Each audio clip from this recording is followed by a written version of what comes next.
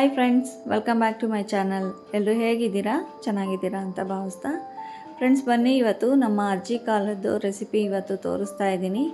ರಾಗಿ ಒತ್ತು ಶಾವಿಗೆ ಅಂದರೆ ಯಾರಿಗಿಷ್ಟ ಆಗಲ್ಲ ಹೇಳಿ. ತುಂಬ ಆರೋಗ್ಯಕರವಾದ ಸಾಂಪ್ರದಾಯಿಕವಾದ ಅಡುಗೆ ಅಂತಲೇ ಹೇಳ್ಬೋದು. ಬನ್ನಿ ಈಗ ನಾನು ರಾಗಿ ಒತ್ತು ಶಾವಿಗೆ ಮಾಡೋದು ಹೇಗೆ ಅಂತ ತೋರಿಸ್ತೀನಿ. ಅದಕ್ಕೆ ಏನೆಲ್ಲ ಬೇಕಾಗತ್ತೆ ಅಂತ ನೋಡ್ಕೊಂಬರೋಣ. ಮೊದಲಿಗೆ ನಾನು ಒಂದು ಪಾತ್ರೆ ತೊಗೊಂಡಿದ್ದೀನಿ. ಪಾತ್ರೆಗೆ ಒಂದು ಕಾಟನ್ ಬಟ್ಟೆ ಹಾಕ್ಕೊಂಡು ನಾವು ಸ್ವಲ್ಪ ರಾಗಿನ ಶೋಧಿಸ್ಕೋಬೇಕಾಗತ್ತೆ.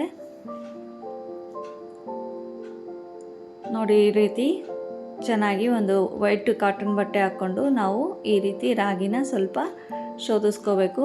ಯಾಕಂದರೆ ತುಂಬ ಮೇಲ್ಗಡೆದೆಲ್ಲ ಕಪ್ಪುದು ಬಂದರೆ ಒತ್ತು ಶಾವಿಗೆ ತುಂಬ ಕಪ್ಪಾಗೋಗುತ್ತೆ. ಹಾಗಾಗಿ ಈ ರೀತಿ ಸ್ವಲ್ಪ ಶೋಧಿಸ್ಕೊಂಡ್ರೆ ಸ್ವಲ್ಪ ಚೆನ್ನಾಗಿ ನಮಗೆ ರಾಗಿ ಕಲರ್ ಚೆನ್ನಾಗಿ ಬರುತ್ತೆ ಅಂತ ಅಷ್ಟೇ. ರಾಗಿ ಹಿಟ್ಟು ಕಲರ್ ಚೆನ್ನಾಗಿ ಬರುತ್ತೆ ಅಂತ. ನೋಡಿ, ಈ ರೀತಿ ನಮಗೆ ಎಷ್ಟು ಬೇಕೋ ಅಷ್ಟನ್ನು ನಾವು ಈ ರೀತಿ ಶೋಧಿಸ್ಕೊಂಡು ಒಂದು ಪಕ್ಕಕ್ಕೆ ಎತ್ತಿಟ್ಕೋಬೇಕು. ನೆಕ್ಸ್ಟ್ ಈಗ ಕಾಯಿ ಹಾಲು ರೆಡಿ ಮಾಡ್ಕೊಳ್ಳೋಣ. ಬನ್ನಿ ಈಗ ಒಂದು ಮಿಕ್ಸಿ ಜಾರಿಗೆ ಒಂದು 3/4 ಬಟ್ಲಷ್ಟು ತೆಂಗಿನಕಾಯಿ ತುರಿ ಹಾಕ್ಕೋಬೇಕು.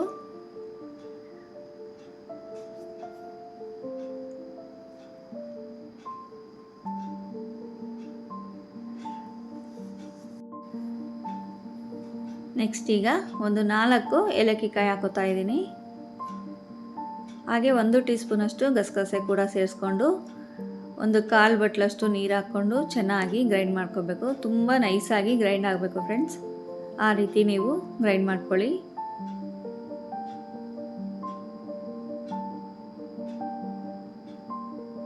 ನೋಡಿ, ಈ ರೀತಿ ಚೆನ್ನಾಗಿ ಫುಲ್ಲು ನೈಸಾಗಿ ಪೇಸ್ಟ್ ಬರಬೇಕು ನಮಗೆ. ನೆಕ್ಸ್ಟ್ ಈಗ ಸ್ಟವ್ ಮೇಲೆ ಒಂದು ಪಾತ್ರೆ ಇಟ್ಕೊಂಡು ಪಾತ್ರೆಗೆ ಒಂದು 3/4 ಕಪ್ಪಷ್ಟು ಬೆಲ್ಲ ಹಾಕ್ಕೊಳ್ತಾ ಇದ್ದೀನಿ. ಹಾಗೆ ಅದೇ ಕಪ್ಪಲ್ಲಿ ಒಂದು 1/4 ಕಪ್ಪಷ್ಟು ನೀರು ಸೇರಿಸ್ಕೊಂಡು ಚೆನ್ನಾಗಿ ಕರಗಿಸ್ಕೊಳ್ಳೋಣ. ಬೆಲ್ಲ ಶೋಧಿಸ್ಕೊಳ್ಳೋಕ್ಕಷ್ಟೇ ಫ್ರೆಂಡ್ಸ್, ಇದೇನು ಪಾಕ ಬರಬೇಕು ಅಂತ ಏನಿಲ್ಲ. ಬೆಲ್ಲದಲ್ಲಿ ಕಸ ಏನಾದರೂ ಇದ್ದರೆ ಅದನ್ನು ನಾವು ಸ್ವಲ್ಪ ಶೋಧಿಸ್ಕೊಳ್ಳೋಣ ಅಂತ. ನೋಡಿ, ಈ ರೀತಿ ಚೆನ್ನಾಗಿ ಬೆಲ್ಲ ಕರಗಿದ್ಮೇಲೆ ನಾವು ಬೆಲ್ಲದ ನೀರನ್ನು ಸೈಡಿಗೆ ಎತ್ತಿಟ್ಕೊಳ್ಳೋಣ.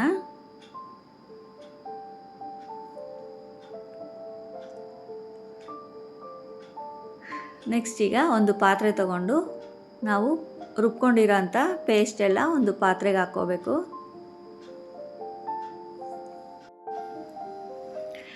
ನಿಮಗೆ ಕಾಯಿ ಹಾಲು ಯಾವ ಕನ್ಸಿಸ್ಟೆನ್ಸಿಗೆ ಬೇಕೋ ಆ ಕನ್ಸಿಸ್ಟೆನ್ಸಿಗೆ ನೀವು ಸ್ವಲ್ಪ ನೀರನ್ನು ಸೇರಿಸ್ಕೋಬೇಕು.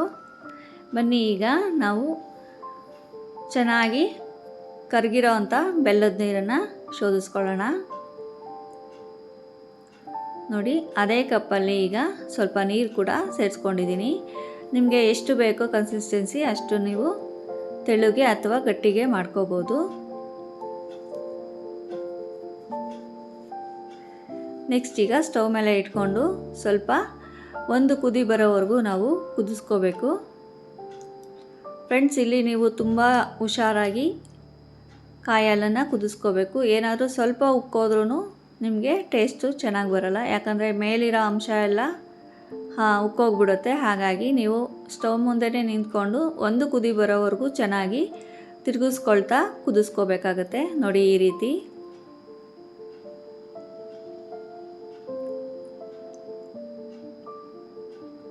ನೋಡಿ ಆಲ್ರೆಡಿ ಕುದೀತಾ ಇದೆ. ಇದೇ ರೀತಿ ನೀವು ಸ್ಟವ್ ಮುಂದೆನೇ ನಿಂತ್ಕೊಂಡು ಒಂದು 5 ನಿಮಿಷ ಚೆನ್ನಾಗಿ ಕುದಿಸ್ಕೋಬೇಕು.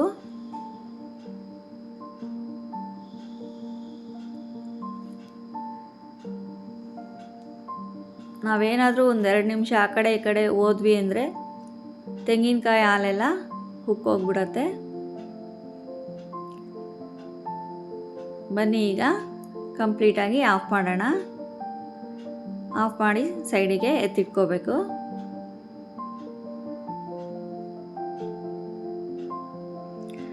ನೆಕ್ಸ್ಟ್ ಈಗ 1 ಬಟ್ಲಷ್ಟು ನಾನು ರಾಗಿ ಹಿಟ್ಟನ್ನು ಶೋಧಿಸ್ಕೊಂಡು ತೊಗೊಂಡಿದ್ದೀನಿ. ನೋಡಿ, ಈ ರೀತಿ 1 ಬಟ್ಲು ರಾಗಿ ಹಿಟ್ಟಿಗೆ 2 ಬಟ್ಲು ನೀರು ಹಾಕ್ಕೊಂಡು ನೀವು ರಾಗಿ ಹಿಟ್ಟನ್ನು ರೆಡಿ ಮಾಡ್ಕೋಬೇಕು. ನೋಡಿ, ಈಗ ಸ್ಟವ್ ಮೇಲೆ ಒಂದು ಬಾಣಲೆ ಇಟ್ಕೊಂಡಿದ್ದೀನಿ. ಬಾಣಲೆಗೆ ಒಂದು 2 ಬಟ್ಲಷ್ಟು ನೀರು ಹಾಕ್ಕೋಬೇಕು. ರಾಗಿ ಹಿಟ್ಟು 1 ಬಟ್ಲು ತೊಗೊಂಡ್ರೆ 2 ಬಟ್ಲು ನೀರು ಸಾಕಾಗತ್ತೆ. ನೆಕ್ಸ್ಟ್ ಈಗ 2 ಟೇಬಲ್ ಸ್ಪೂನಷ್ಟು ಗೋಧಿ ಹಿಟ್ಟು ಸೇರಿಸ್ಕೊಳ್ಳೋಣ. ಗೋಧಿ ಹಿಟ್ಟು ಹಾಕೋದ್ರಿಂದ ನಿಮಗೆ ಶಾವಿಗೆ ಒಡೆಯೋದಿಲ್ಲ ಅಂತ ಅಷ್ಟೇ. ನಿಮಗೆ ಗೋಧಿ ಹಿಟ್ಟು ಬೇಡ ಅಂದರೆ ಸ್ಕಿಪ್ ಮಾಡಿ. ಹಾಗೆ ರುಚಿಗೆ ತಕ್ಕಷ್ಟು ಸ್ವಲ್ಪ ಉಪ್ಪು ಹಾಕ್ಕೊಳ್ಳೋಣ. 1 ಚಿಟಿಕೆ ಹಾಕ್ಕೋಬೇಕು, ಯಾಕಂದರೆ ಯಾವುದೇ ಸ್ವೀಟ್ ಮಾಡಿದ್ರೂ ಒಂದು ಸ್ವಲ್ಪ ಉಪ್ಪು ಸೇರಿಸ್ಕೋಬೇಕು. ಟೇಸ್ಟ್ ತುಂಬ ಚೆನ್ನಾಗಿ ಬರುತ್ತೆ. ಈಗ ಗೋಧಿ ಹಿಟ್ಟಿಂದು ಎಲ್ಲ ಕ್ಲೀನಾಗಿ ಗಂಟುಗಳೆಲ್ಲ ಹೊಡ್ಕೋಬೇಕು. ನೋಡಿ, ಈ ರೀತಿ ಗಂಟುಗಳನ್ನೆಲ್ಲ ಹೊಡ್ಕೊಂಡು ನಾವು ಒಂದು ಕುದಿ ಬರೋವರೆಗೂ ಕುದಿಸ್ಕೋಬೇಕು.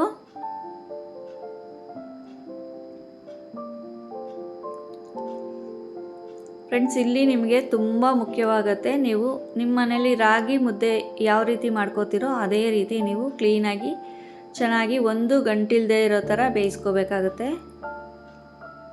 ನೋಡಿ, ಈಗ ಹಿಟ್ಟೆಲ್ಲ ಹಾಕ್ಕೊಂಡು ಸ್ವಲ್ಪ 1-2 ನಿಮಿಷ ಮೀಡಿಯಮ್ ಫ್ಲೇಮಲ್ಲಿ ಬಿಟ್ಬಿಡೋಣ.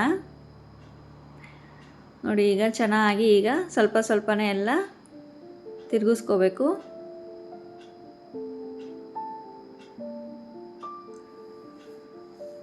ನಾವು ಚಿಕ್ಕ ಮಕ್ಕಳಿಗೆ ರಾಗಿ ಸರಿಗೆ ಹಿಟ್ಟೆಲ್ಲ ಯಾವ ರೀತಿ ರೆಡಿ ಮಾಡ್ಕೋತೀವೋ ಆ ರೀತಿ ಇರುತ್ತೆ. ತುಂಬ ಸ್ವಲ್ಪ ಗಂಟಾಗೋ ಚಾನ್ಸಸ್ ಜಾಸ್ತಿನೇ ಇರುತ್ತೆ. ನೀವು ಸ್ವಲ್ಪ ನಿಧಾನಕ್ಕೆ ತಿರುಗಿಸ್ಕೊಂಡು ಗಂಟೆಲ್ಲ ಹೊಡ್ಕೋಬೇಕು, ಯಾಕಂದರೆ ತುಂಬ ನೈಸಾಗಿರುತ್ತೆ. ಹಾಗಾಗಿ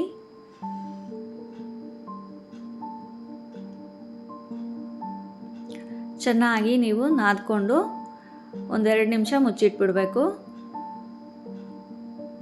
ನೋಡಿ, ಈಗ ಆಲ್ರೆಡಿ ಮುದ್ದೆ ರೆಡಿ ಆಗ್ತಾ ಇದೆ. ಈಗ ಸ್ವಲ್ಪ ಚೆನ್ನಾಗಿ ನಾವು ಮುದ್ದೆ ಯಾವ ರೀತಿ ನಾದ್ಕೋತೀವೋ ಅಷ್ಟೇ ಕ್ಲೀನಾಗಿ ನೈಸಾಗಿ ನಾದ್ಕೋಬೇಕು.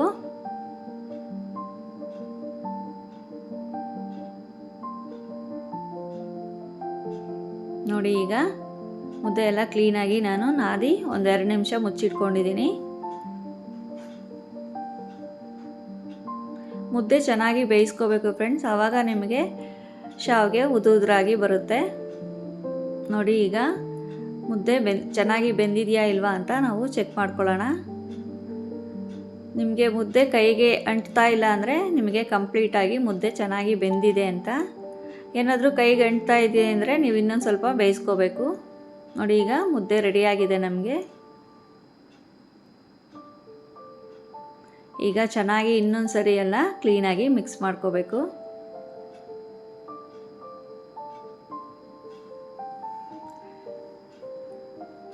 ನಿಮಗೆ ಎಷ್ಟು ಕ್ವಾಂಟಿಟಿ ಬೇಕೋ ಅಷ್ಟು ಕ್ವಾಂಟಿಟಿ ನೀವು ಹಾಕ್ಕೊಂಡು ಮಾಡ್ಕೋಬೋದು. ನೋಡಿ, ಒಂಚೂರು ಅಂಟ್ತಾ ಇಲ್ಲ. ಈಗ ಕಂಪ್ಲೀಟಾಗಿ ಮುದ್ದೆ ನಮಗೆ ರೆಡಿಯಾಗಿದೆ.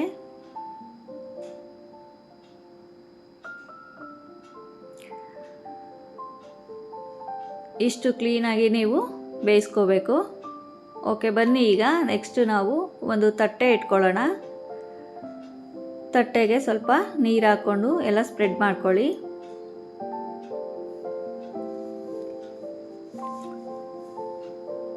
ಈಗ ನಾವು ಹಿಟ್ಟನ್ನು ಚೆನ್ನಾಗಿ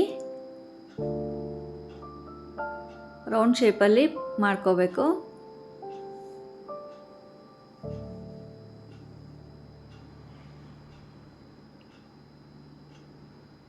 ನೋಡಿ, ಈ ರೀತಿ ಮಾಡಿಕೊಂಡು ಎತ್ತಿಟ್ಕೊಳ್ಳೋಣ.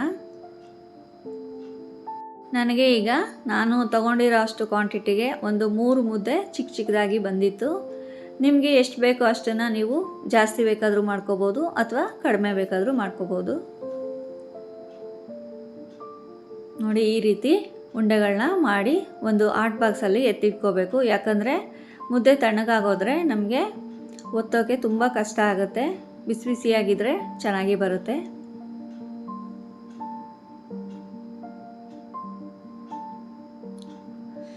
ಓಕೆ ಫ್ರೆಂಡ್ಸ್, ಈ ರೀತಿ ಹಳೆಯ ಸಂಪ್ರದಾಯಗಳ ಅಡುಗೆಗೆಲ್ಲ ಮಾಡ್ಕೊತಾ ಇದ್ದರೆ ತುಂಬ ಚೆನ್ನಾಗಿರುತ್ತೆ. ಇದೆಲ್ಲ ಮರ್ತೇ ಹೋಗಿರ್ತಾರೆ ಈಗ. ನೋಡಿ, ಈ ರೀತಿ ಚೆನ್ನಾಗಿ ರೆಡಿ ಮಾಡಿಕೊಂಡು ಮುಚ್ಚಿಟ್ಕೊಳ್ಳೋಣ. ನೋಡಿ, ಈ ರೀತಿ ಮೌಲ್ಡು ನಿಮ್ಮ ಹತ್ರ ಇದ್ದರೆ ಇದರಲ್ಲಿ ನಾವು ಶಾವಿಗೆ ಹೊತ್ಕೊಳ್ಳೋಕ್ಕೆ ಈಸಿ ಆಗುತ್ತೆ. ನೋಡಿ, ಈಗ ನಾನು ಚಿಕ್ಕದು ತೊಗೊಂಡಿದ್ದೀನಿ, ಅದರಲ್ಲಿ ನಾನು ಶಾವಿಗೆ ಹೊತ್ಕೊಳ್ತಾ ಇದ್ದೀನಿ. ಚಿಕ್ಕ ಹೋಲ್ಸ್ ಇರುತ್ತಲ್ಲ ಅದು ತೊಗೊಂಡಿದ್ದೀನಿ ನಾನು. ಈಗ ಇದಕ್ಕೆ ಸ್ವಲ್ಪ ಎಣ್ಣೆ ಅಥವಾ ತುಪ್ಪನ ನೀವು ಗ್ರೀಸ್ ಮಾಡ್ಕೋಬೇಕು, ಯಾಕಂದರೆ ಈಸಿಯಾಗಿ ಶಾವಿಗೆ ಬರುತ್ತೆ ಅಂತ.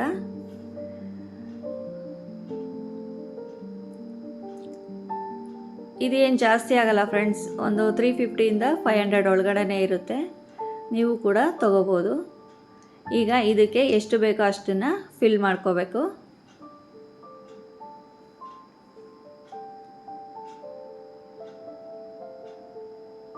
ಇದೇ ರೀತಿ ನೀವು ಅಕ್ಕಿ ಹಿಟ್ಟಲ್ಲಿ ಕೂಡ ಮಾಡ್ಕೋಬೋದು ಅಥವಾ ಗೋಧಿ ಹಿಟ್ಟಲ್ಲಿ ಕೂಡ ಮಾಡ್ಕೋಬೋದು, ತುಂಬ ಚೆನ್ನಾಗಿರುತ್ತೆ, ಹಾಗೆ ತುಂಬ ಟೇಸ್ಟಿಯಾಗಿ ಕೂಡ ಇರುತ್ತೆ. ಟ್ರೈ ಮಾಡಿ ಒಂದು ಸರಿ. ನೋಡಿ, ಈಗ ನಾನು ಶಾವಿಗೆನ ಒತ್ಕೊಳ್ತಾ ಇದ್ದೀನಿ. ಹಳೆಯ ಕಾಲದಲ್ಲಿ ನಮ್ಮ ಅಜ್ಜಿ ಎಲ್ಲ ಇದೇ ಥರ ಉದ್ದ ಶಾವಿಗೆ ಮಾಡ್ತಾಯಿದ್ರು, ಅದೇ ರೀತಿ ನಾನು ಕೂಡ ಒಂದು ಒತ್ಕೊಂಡಿದ್ದೀನಿ. ಬಟ್ ಇವಾಗೆಲ್ಲ ಶಾವಿಗೆ ಅಂದರೆ ರೌಂಡ್ ಶೇಪಲ್ಲಿ ಚಿಕ್ಕದಾಗಿ ಮಾಡ್ಕೋತೀವಿ.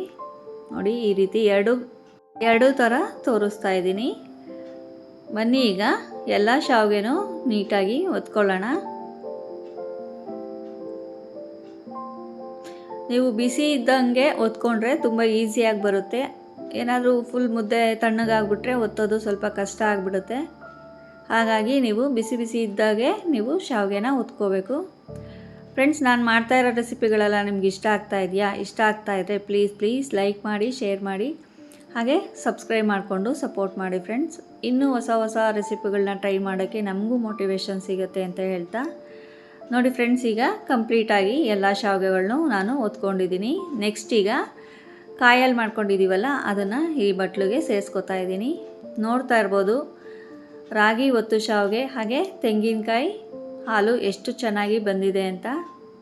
ತುಂಬ ಟೇಸ್ಟಿಯಾಗಿ ಕೂಡ ಇರುತ್ತೆ ಫ್ರೆಂಡ್ಸ್, ನೀವು ಒಂದು ಸರಿ ಟ್ರೈ ಮಾಡಿ ಅಂತ ಹೇಳ್ತಾ, ಓಕೆ ಫ್ರೆಂಡ್ಸ್, ಈ ವಿಡಿಯೋ ನಿಮಗೆ ಇಷ್ಟ ಆದರೆ ಪ್ಲೀಸ್ ಲೈಕ್ ಮಾಡಿ, ಶೇರ್ ಮಾಡಿ, ಹಾಗೆ ಸಬ್ಸ್ಕ್ರೈಬ್ ಮಾಡಿಕೊಂಡು ಸಪೋರ್ಟ್ ಮಾಡಿ ಫ್ರೆಂಡ್ಸ್. ಇನ್ನೂ ಹೊಸ ರೆಸಿಪಿಗಳ ಜೊತೆ ಬರ್ತಾನೆ ಇರ್ತೀನಿ ಅಂತ ಹೇಳ್ತಾ, ಥ್ಯಾಂಕ್ ಯು ಫಾರ್ ವಾಚಿಂಗ್.